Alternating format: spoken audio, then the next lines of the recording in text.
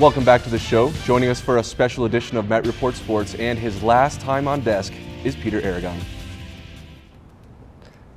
Thanks, Ben. Well, before I take a look back at the past 4 years, I want to give a shout out to our baseball and softball teams who won their series this past weekend. Baseball swept Adams State to keep control of that 6th spot in the RMAC tournament, and softball won 3 out of 4 from Black Hill State. Now on to why I'm here. This is my last show at the Met Report. I wanted to take a look back at the past 4 years of covering Metro sports. Now, there have been many great moments in every sport, but I narrowed it down to my top 3 moments. Number 3 belongs to our men's basketball team, who in 2012 made it to the Central Region Tournament and had the easy task of taking on the #1 team in the nation, Carle School of Mines. The same team they lost 2 games to earlier in the season, and pretty handily if I do say so myself. The atmosphere was electric in the building, probably the best D2 college basketball atmosphere I have ever been in.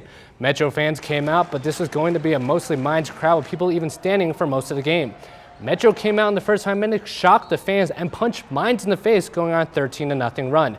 Metro's guards were playing out of their minds, contributing 60 of Metro points. But Mines wasn't the #1 team in the nation for nothing. They would cut into the lead, getting this hard slam from Trevor Wages, and then Brian Mueller cuts it to within 7, getting into the lane easy and scoring over Paul Brotherson. Senior forward Reggie Evans wasn't going to give up this game that easy. He'll tip it in and gives a little showmanship to the fans with a salute. The final nail in the coffin comes from Brandon Jefferson with the shot clock winding down, beats the defender and knocks it in, and Metro defeats the #1 team in the nation 73-64. And this has to be the first time covering Metro basketball that I was able to see Coach Clark smile, and we'll see more of that later on in his career, I'm sure. The number 2 top moment for Met Report Sport goes to our women's basketball team under then first-year head coach Tanya Javi in the 2010-2011 season.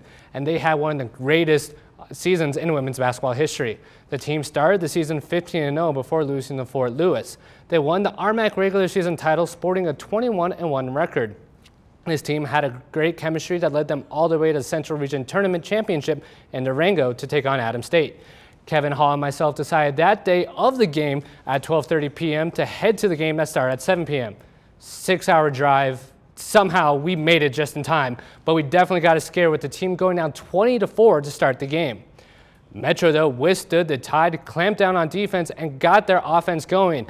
3-ball specialist Alyssa Benson hits from the arc, and then Candace Cohen posts up, turns around, finds the glass 4-2. And then Bratton finds Jasmine Cervantes in the second half, top of the key. She fakes, pulls back for the jumper, and hits.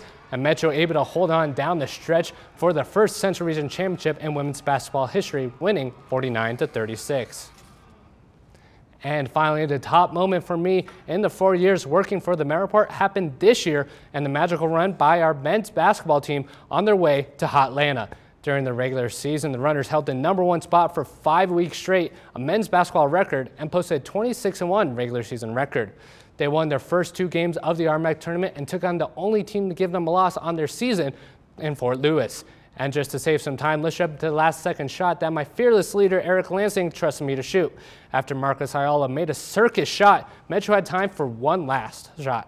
Brandon Jefferson, a man with ice in his vein, dribbles up the court, heads toward the Metro bench, goes behind the back, crossover, fades away, hits it, and sends Fort Lewis home and gives Metro the RMAC title. But the run didn't end there for this team. They hosted the South Central Region Tournament, took out Tarleton State and Midwestern State, and took on the number 23 team in the nation, St. Mary's, and won their 2nd straight regional championship. And we headed to beautiful Louisville, Kentucky for the Elite 8 and Final Four. And in the Elite 8, Metro Shocker defeated Franklin and Pierce 78-65, and again had an easy challenge of taking on the #1 team in the nation, but was able to hold the high-scoring Hilltoppers to below their average score of 103 to advance to the national championship. And in Hotlanta, unfortunately, this game didn't end the way we wanted.